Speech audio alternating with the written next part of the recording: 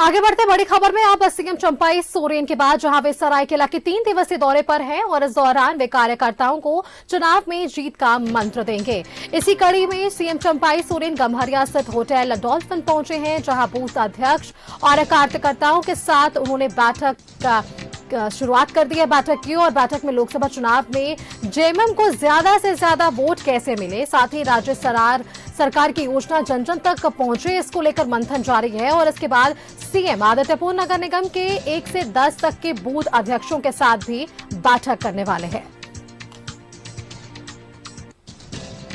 ये 3 दिवसीय दौरा है सरायकेला का सीएम चंपाई सोरेन का और जनता के बीच भी वे जा रहे हैं, लोगों से बातचीत हो रही है और ये जानने की कोशिश आदित्यपुर और गम्हरिया में बूथ अध्यक्षों के साथ की उनकी बैठक है। और ऐसा बैठक के जरिए सीएम चंपाई सोरेन योजनाओं का लाभ आम जनता तक पहुंच रहा है या नहीं, क्या कुछ उन्हें परेशानी, बूथ स्तर पर संगठन को मजबूती देने को लेकर इनकी एक ये पहल 3 दिवसीय दौरा सरायकेला का सीएम चंपाई सोरेन का।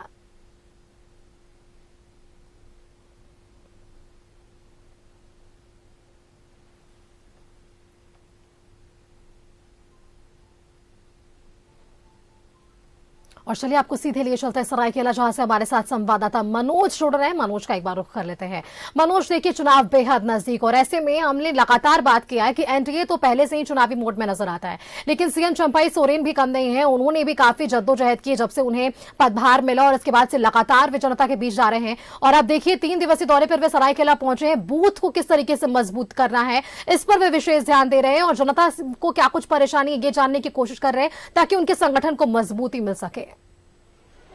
देखिए, निश्चित तौर पे ये राज्य के मुख्यमंत्री चंपाई सोरेन सरायकेला पहुंचे हैं। गम्हरिया में सबसे पहले एक अपने कार्यकर्ताओं के साथ एक मीटिंग की और उसके दूसरे मीटिंग में वो प्रवेश कर चुके हैं। पहले जहां डॉल्फिन होटल में होना था, यहां पर लगभग 40 से 45 मिनट रुके और अपने कार्यकर्ताओं को टिप्स दिए कि इस बार लोकसभा क्षेत्र में जो बूथ स्तर के कार्यकर्ता, और ऐसे भी ये जो ट्रेंड है वो भारतीय जनता पार्टी का था, जो बूथ के कार्यकर्ताओं को अपने साथ जोड़ता था, लेकिन उसी ट्रेंड को झारखंड मुक्ति मोर्चा के मुख्यमंत्री चंपाई सोरेन ने अपनाया है और अपने विधानसभा क्षेत्र, यूं कहें कि सरायकेला विधानसभा क्षेत्र के तमाम बूथ के कार्यकर्ताओं से सीधे रूबरू हो रहे हैं ताकि जो वोटिंग परसेंटेज है वो बढ़े, क्योंकि एक बूथ के 10 कार्यकर्ता इनके साथ बैठ रहे हैं एक बूथ पर। अब आप समझिए एक साथ 96 बूथ के कार्यकर्ता के साथ अभी इन्होंने बैठक कर ली है और इसके बाद धीरे धीरे दूसरा बैठक और तीसरा नोवांडा में बैठक होगा, जहां आदित्यपुर के बूथ के कार्यकर्ताओं के साथ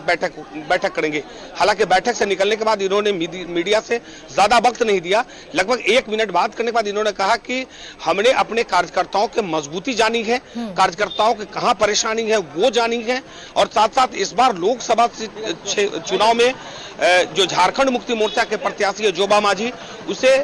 भारी बहुमत से जिताना है, वो टिप्स यहां पर दिया गया है। तो इंडिया गठबंधन की जो जीत होगी इसका सुनिश्चित इन्होंने यहां पर किया और अगले कार्यक्रम में चले गए हैं। तो जाहिर सी बात है कि अपने कार्यकर्ताओं को दम भरना और किसी भी कार्यकर्ता के जब बड़े लीडर आते हैं उनसे रूबरू होते हैं और वो भी राज्य के मुख्यमंत्री जब रूबरू हों तो जाहिर सी बात है कि कार्यकर्ताओं के अंदर जो जोश होता है वो जोश भर गया है और कार्यकर्ताओं इसी जोश के साथ अपने बूथ तक पहुंचेंगे, लोगों को राज्य सरकार की जो महत्वाकांक्षी योजना है वो बताएंगे और साथ साथ कैसे वोटिंग परसेंटेज बढ़े, जो प्रथम वोटर है उसको कैसे लुभाए, वो उस ट्रेंड पर भी काम इन्होंने शुरू कर दिया है जो भारतीय जनता पार्टी कर रही थी। तो यूं समझिए कि राजनीति में जो रणनीति है वो यहां पर देखने को मिला कि झारखंड मुक्ति मोर्चा कैसे अपने रणनीति बनाते हैं। हमारे साथ हमारे सहयोगी मधुसूदन है, वो निश्चित तौर पे यहाँ पे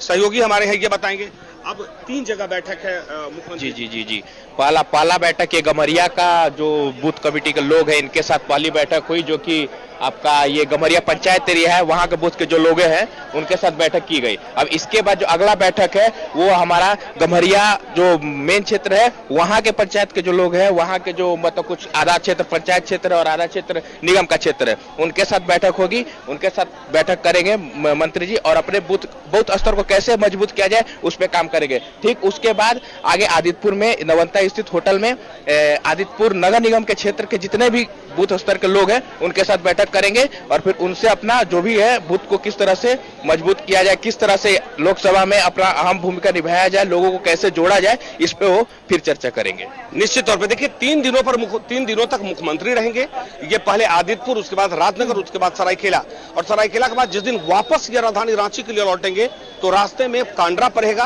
कांड्रा के में भी रुकेंगे और वहां बूथ स्तर के कार्यकर्ताओं के साथ रूबरू होंगे और उनकी समस्या जानेंगे और वोट कैसे बढ़े इस पर वो रणनीति बनाएंगे। जी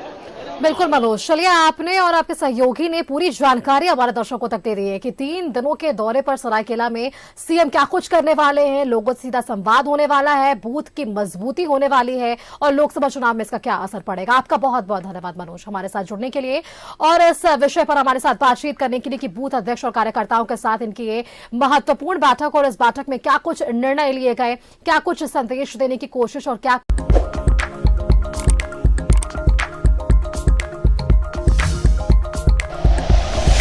like and share videos, subscribe करें हमारा चैनल और प्रेस करें बेल आइकॉन। न्यूज़ 11 भारत, सच है तो दिखेगा।